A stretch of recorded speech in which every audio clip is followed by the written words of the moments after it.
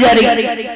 अब पत्नी ने फिर रोका, महाराज आराम से चलिए। अब वो चले कैसे? खुद के बाप को तो लगो ना, खुद के बाप को पैसा तो लगो ना, जब धीरे चले टूट जाए तो फिर कोई बात ही ना, खुद की जेब इतना ही लोग। यहाँ तक मंदिर के पास पहुंचे तो एक भिखारी रोड क्रॉस कर रहा था, सड़क पार कर रहा था, तो विकलांग था, बैसाखियों का सहारा लेके जा रहा था। अब साहब की गाड़ी इतनी स्पीड में है, जब तक कंट्रोल की तब तक भिखारी के छूने से बची। अब खुद की गलती नहीं मानी, खिड़की खोली और गुस्से में बोले, लगड़ा तो है, अंधा भी हो चुका। अरे तेरे जैसे भिखारी मांगते हैं पूरे दिन, अगर मर भी जाएंगे तो कुछ नहीं बिगड़ेगा, तुझे दिखाई नहीं दिया इतनी बड़ी गाड़ी आ रही है?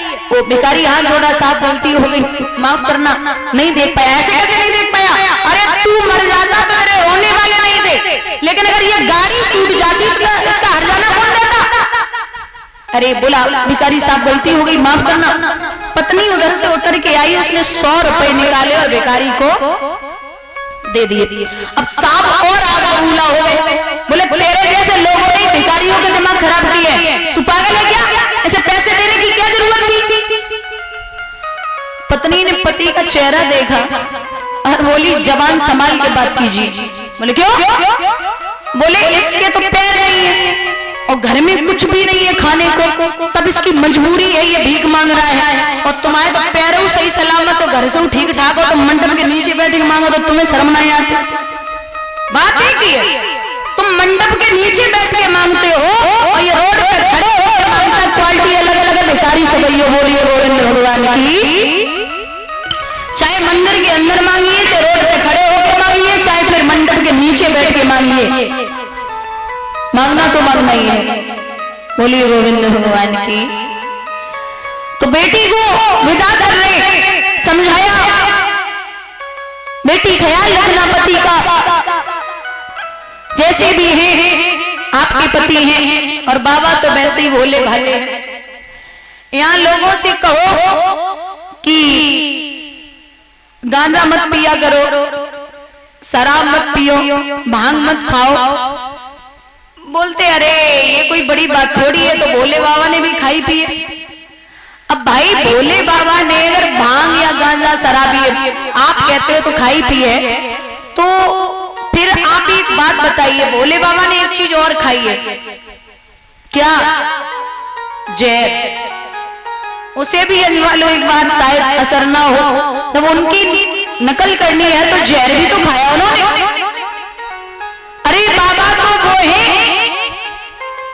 क्योंकि कहते हैं ना कि भूत और बभूत परीक्षित, भूत और बभूत कभी एक साथ नहीं रह सकते। अगर भूत लगे हो, बभूति लगा लो तो भूत आसपास भी नहीं भटकेंगे, लेकिन बाबा के शरीर पे है बभूति और आसपास रहते हैं भूत। और सर्प और मोर कभी एक साथ नहीं रह सकते। तो गले में है सर्प और उनके बेटे हैं कार्तिकेय, उनकी सवारी है मोर। चूहा और सर्प एक साथ नहीं रह सकते। गणेश जी की सवारी है चूहा, वहां है सर्प।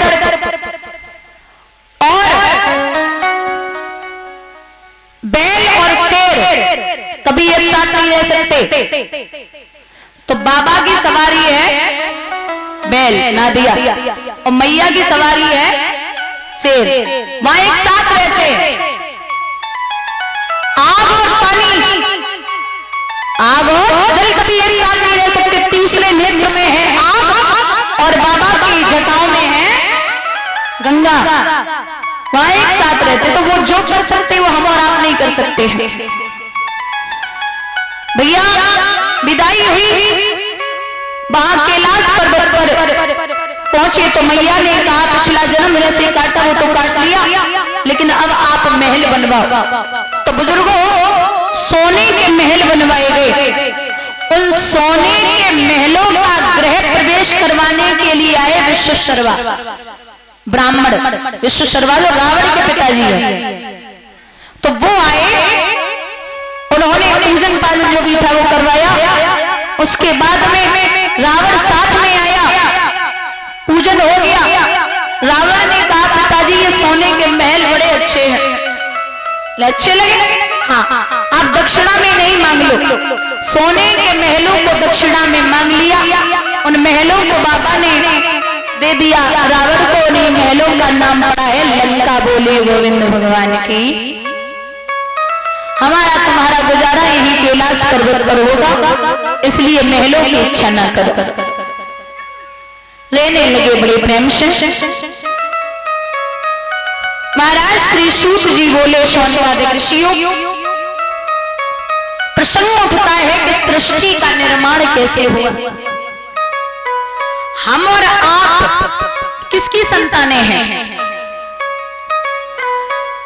भगवान विष्णु की नाभि से कमल, कमल से ब्रह्मा, ब्रह्मा की दो संतानें पैदा हुई हैं, मनु और शत्रुपा।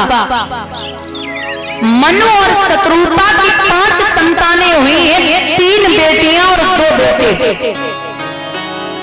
3 बेटियां हैं आकुति, देवहूति और प्रसूति, और 2 बेटे उत्तानपाद और प्रियव्रत। उत्तानपाद उसे कहते हैं जो मां के गर्भ से उल्टा पैदा होता है। ये उत्तानपाद अयोध्या नगरी के राजा हैं। हम अयोध्या उसे कहते हैं जो युद्ध में किसी भी राज्य ने जिस राज्य को न जीत पाया हो। इनकी पत्नी है सुनीति। हम सुनीति उसे कहते हैं जिसकी सुंदर नीति हो और जो घर परिवार में नीति चाहती हो। ये दुनिया हम और आप मनु महाराज के वंशज हैं, क्योंकि संत कहते हैं कि दुनिया 3 चीजों से बनी है, सतोगुण, रजोगुण और तमोगुण। अब विज्ञान कहता है कि दुनिया 3 चीजों से बनी है, इलेक्ट्रॉन, प्रोटॉन और न्यूट्रॉन। और जो ज्यादा पढ़े लिखे हैं वो कहते हैं कि दुनिया गॉड ने बनाई है। अब गॉड की फुल फॉर्म है जी माने जनरेटर, ओ माने ऑपरेटर और डी माने डिस्ट्रॉयर। जनरेटर का मतलब है बनाने वाला, ऑपरेटर का मतलब है पालन करने वाला, और डिस्ट्रॉयर का मतलब है मारने वाला। बनाने वाले ब्रह्मा जी, पालन करने वाले विष्णु जी और मारने वाले भगवान भूतनाथ भोले बाबा। दुनिया 3 चीजों से ही बनी है। ये जो मनु महाराज हैं, इनकी 3 बेटियां संतों के लिए ब्याही गई, जिनमें जो देवहूति है वो बड़े विख्यात संत हैं जिनका नाम है करदम ऋषि। करदम ऋषि जी के यहां पर देवहूति जी का रिश्ता हुआ। इनके 9 बेटियां हुई, 10वें पुत्र हुए जिनका नाम है कपिल भगवान, जिन्होंने अपनी मैया को मनचित अहंकार के बारे में ज्ञान दिया और मां देवहूति ने अपने बेटे से ही शिक्षा ली थी, अपने बेटे को ही गुरु माना था।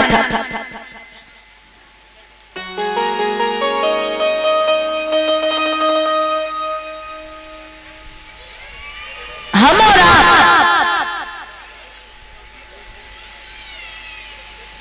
मनु महाराज की वंशज हैं। कहते हैं दादा राजा उत्तानपाद की पत्नी है जिनका नाम है सुनीति, बड़ी पतिव्रता है, लिखा भी है।